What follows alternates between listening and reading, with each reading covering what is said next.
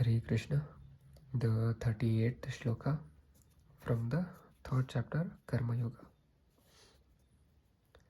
Dhumena vriyate vahnir yathadarsho malena cha yathol benavrato garbhas tatha tenedam avritam.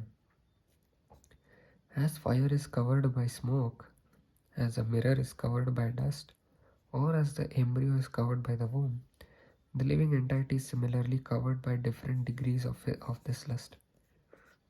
Purport: there are 3 degrees of covering the living entity by which his pure consciousness is obscured.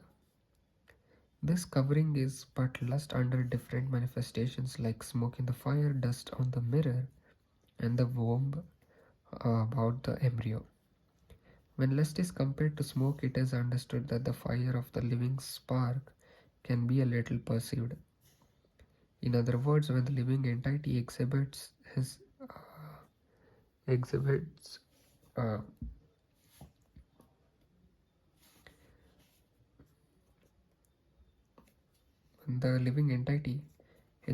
Krishna consciousness slightly, he may be likened to the fire covered by smoke.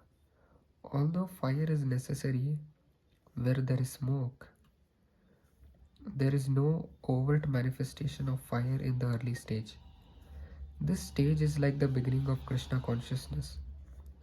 The dust on the mirror refers to as cleansing process of the mirror of the mind by so many spiritual methods. The best process is to chant the holy names of the Lord. The embryo covered by the womb is an analogy illustrating a helpless position. For the child in the womb is so helpless that he cannot even move. This stage of the living condition can be compared to that of the trees. The trees are also living entities, but they have been put in such a condition of life by such a great exhibition of lust that they are almost void of all consciousness. The covered mirror is compared to the birds and beasts, and the smoke-covered fire is compared to the human being.